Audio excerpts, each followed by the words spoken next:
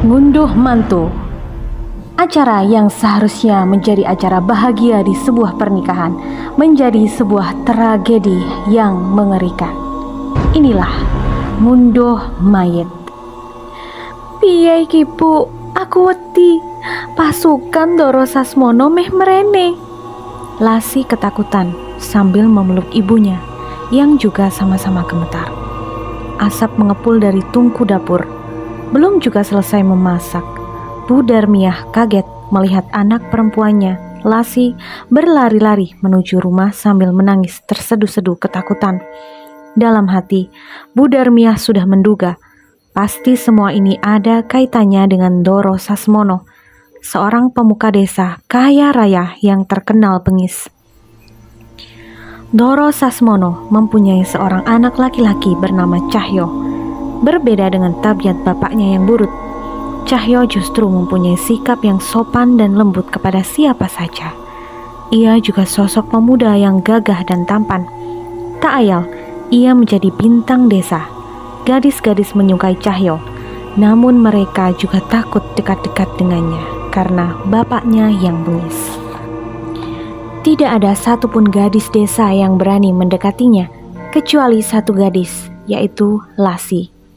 Lasi, meskipun terlahir dari keluarga miskin, bahkan bapaknya sudah meninggal, namun mampu membuat pemuda sekelas Cahyo jatuh hati. Lasi memiliki perawakan yang langsing dan tinggi, kulitnya sawo matang dan rambutnya hitam panjang. Senyumnya manis dan wajahnya mulus, meski ibunya, Bu Darmiah, tak ada uang untuk perawatan anaknya. Lasi menjelma menjadi gadis desa yang cantik alami. Itulah mengapa Cahyo tergila-gila olehnya. Mereka berdua sering bertemu di sungai ketika Lasi mencuci bajunya. Benih-benih cinta di antara mereka tumbuh di luar kendali. Hingga pada akhirnya, pada suatu sore, Cahyo mengajak Lasi pergi ke hutan. Di dalam hutan itu ada sebuah gubuk. Di sanalah mereka sama-sama melepas perawan dan perjaka mereka untuk pertama kalinya. Pada awalnya, Lasi takut akan kejadian yang tak seharusnya ini. Namun berkali-kali Cahyo meyakinkan bahwa ia akan segera menikahi Lasi. Akhirnya, mereka pun sering melakukan hubungan terlarang itu. Hingga pada suatu hari, Lasi merasa tak enak badan. Ia mual dan muntah sepanjang 3 hari. Bu Darmiah memanggil bidan desa yang letaknya agak jauh dari desa. Betapa hancur hati Bu Darmiah mengetahui putri satu-satunya itu hamil di luar nikah dengan pemuda paling berbahaya di desa ini. Lasi memberitahu Cahyo bahwa ia hamil. Cahyo berjanji akan menikahinya. Ia akan segera melamar Lasi. Ia akan memberitahu bapaknya tentang kejadian yang sebenarnya. Lasi percaya dengan semua ucapan Cahyo.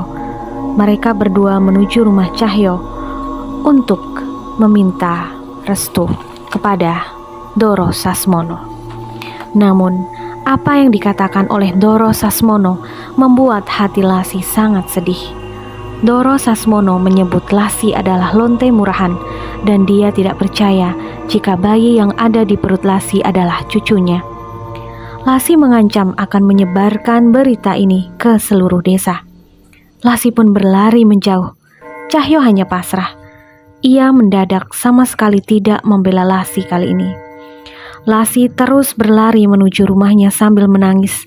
Ia melihat dari kejauhan Doro Sasmono mengikutinya bersama pasukan-pasukan bengisnya. Bu Darmiah keluar bersama Lasi. Pasukan Doro Sasmono telah sampai di halaman rumah mereka. "Hei, dengar kau lonte tak tahu diri? Siapa suruh kau goda-goda anakku?" Doro Sasmono meludah di pekarangan rumah. "Sebentar, Doro Sasmono. Bagaimana jika kita bicara baik-baik ke dalam rumah?" Bu Darmiah bicara dengan bibir yang bergetar. "Cuy, tidak sudi aku masuk ke dalam rumahmu yang bau itu," elaknya. Sakit sekali hati Bu Darmiah mendengar kata Ndoro Sasmono barusan. Bu Darmiah melihat Cahyo. Cahyo hanya diam seperti patung. Ia tidak berani menatap Lasi maupun Bu Darmiah. Nak Cahyo, kau telah berjanji untuk menikahi Lasi, bukan? Kau harus menepati janjimu, nak, pinta Bu Darmiah. Cahyo hanya menunduk. Hati Lasi remuk berkeping-keping. Ia tak menyangka Cahyo yang begitu gagah berani tak berkutik sedikit pun di depan bapaknya. Warga mulai ramai mendatangi rumah Bu Darmiah. Apa? Menikah? Yang benar saja. Mana mau aku punya besan janda melarat seperti dirimu. Dengar ya, ini hanya akal-akalanmu saja, agar kau dapat mantu kaya raya seperti Cahyo, kan? Bentak Ndoro Sasmono.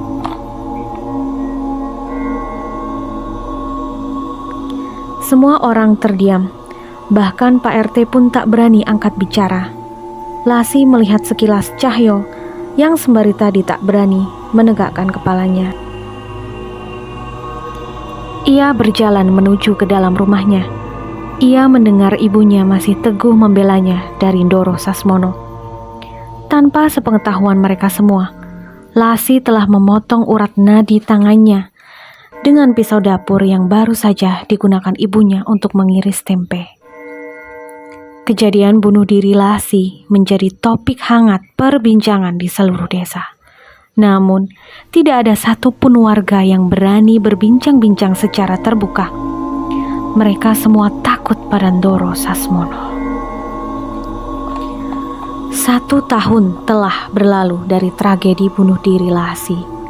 Janur kuning melengkung, menandakan bahwa sebentar lagi akan diadakan pesta pernikahan. Rumah Ndoro Sasmono dipenuhi oleh warga yang terlihat sibuk membantu menyiapkan pesta pernikahan paling megah yang diadakan di desa.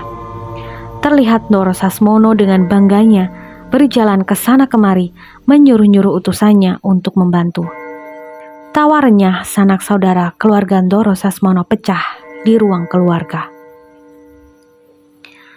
Beruntung sekali kau, Cahyo. Calon istrimu itu anak konglomerat loh. Kau tahu, dia cantik sekali.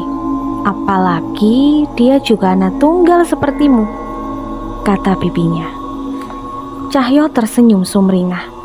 Ia sangat bangga bisa mendapatkan calon istri yang cantik dan kaya raya. Ditambah lagi, pesta pernikahannya diadakan sangat meriah dengan dilanjutkan pertunjukan wayang kulit semalam suntuk. Yang dalangnya adalah dalang paling top. Berita ini tersebar hingga ke beberapa desa lain. Sontak banyak warga dari desa lain yang mulai bersiap-siap untuk melihat pertunjukan wayang nanti malam. Akad nikah akan dilaksanakan di kediaman Ndoro Sasmono pukul 7 malam hari nanti. Dilanjutkan dengan pertunjukan wayang kulit. Para warga mulai memadati rumah Ndoro Sasmono untuk menyaksikan akad nikah putra tunggalnya dan sekaligus melihat pertunjukan wayang kulit. Jam menunjukkan pukul 7 malam. Semua tamu undangan sudah memenuhi ruangan pernikahan. Manten wanita sudah siap di meja pelaminan. Manten pria juga sudah siap.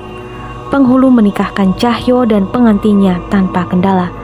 Akhirnya, Cahyo secara sah menikahi istrinya yang cantik jelita dan kaya raya. Ndoro Sasmono membusungkan dada dengan angkuh. Akhirnya cita-citanya mempunyai besan ternama dan kaya raya terwujud. Ia takkan terkalahkan dan semakin berjaya di desanya. Semua orang akan semakin sungkan dengannya. Saatnya para tamu undangan memberikan ucapan selamat kepada pengantin dan orang tua. Pagelaran wayang juga sudah mulai. Senyum mengembang di wajah Ndoro Sasmono. Namun ia sangat heran dengan salah satu tamunya. Bau anyir dan busuk menyeruak dari tubuh tamunya ini. Seorang wanita berpakaian serba putih berenda seperti pakaian pengantin zaman dulu, berjalan perlahan menuju panggung pelaminan. Selendang putih lusuh mengerudungi separuh rambutnya yang putih panjang kumal. Tamu undangan yang berada di sekitarnya menutup hidung mereka. Semua perhatian tertuju kepada wanita misterius itu. Sampailah wanita itu di hadapan Doro Sasmono. Wanita itu menjulurkan tangannya untuk menjabat tangan Doro Sasmono. Namun Doro Sasmono enggan menjabatkan tangannya. Wanita itu meringis menunjukkan gigi-gigi kuningnya. "Kau sudah lupa denganku, Sasmono?" tanya wanita itu. "Berani-beraninya kau memanggil namaku tanpa sebutan, Doro. Siapa kau, ha?" Doro Sasmono berteriak sehingga tamu undangan memperhatikan mereka. Wanita itu tertawa aneh. Ia memandang Cahyo yang mulai mengenal siapa wanita itu. Cahyo gemetaran. Senyum yang sedari tadi ia umbar lenyap seketika. Pagelaran wayang terhenti. "Dengarkan kalian semua. Aku adalah Darmiah. Aku adalah ibu dari perempuan yang telah mengandung anaknya," serunya sambil menunjuk ke arah Cahyo. "Tapi anakku telah mati. Semua karena ulah mereka," serunya menunjuk Doro Sasmono dan pasukannya. Sebelum ia meneruskan kata-katanya, Doro Sasmono menendang wanita itu sampai terjengkang di hadapan Cahyo dan pengantinnya yang merasa ketakutan. "Omong kosong. Siapa yang percaya dengan wanita hina sepertimu? Pergi, kuusir kau dari sini," teriak Doro Sasmono. Wanita itu tidak menyerah. Ia berhasil bangkit dan berteriak di hadapan semua orang. "Lasi hamil 2 bulan. Cahyo berjanji akan menikahi Lasi. Seharusnya yang menjadi pengantinmu hari ini adalah Lasi, bukan dia." Bu Darmiah menatap Cahyo dengan berlinang air mata. Cahyo malu. Ia tidak bisa menyembunyikan rasa malunya di depan mertuanya dan semua tamu undangan. "Tidak, aku tidak percaya dengan ceritamu. Mas Cahyo adalah pria yang bertanggung jawab. Buktinya, ia mau menikahiku dengan bayi yang telah aku kandung ini," seru pengantin Cahyo sambil mengelus perutnya. Seluruh tamu undangan terhenyak kaget. Ternyata pengantin wanita sudah hamil duluan. Bu Darmiah menangis sambil mengeluarkan sesuatu dari bajunya. Ia dengan cepat menuju pengantin wanita. Dengan pisau yang ia bawa, ia menggorok leher pengantin wanita hingga darah muncrat ke segala arah. Pisau itu adalah pisau yang digunakan Lasi untuk bunuh diri. "Kau tak seharusnya berada di sini, Lasi. Lasi yang pantas berada di pelaminan ini, bukan dirimu." Bu Darmiah seperti kesetanan.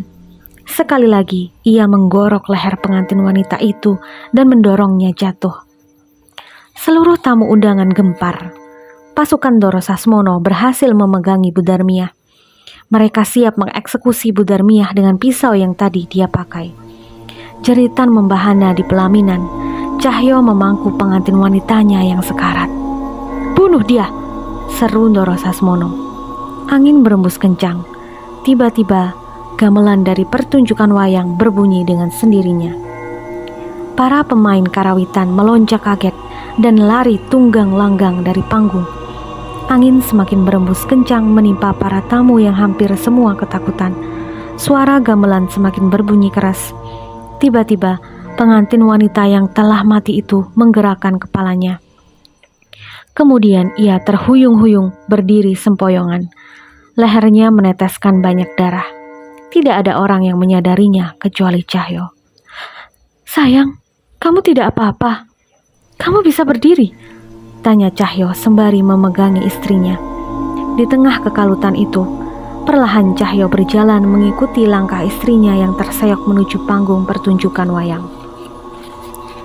Semua terheran-heran dengan pengantin wanita yang hidup kembali dengan leher yang hampir putus berlumuran darah.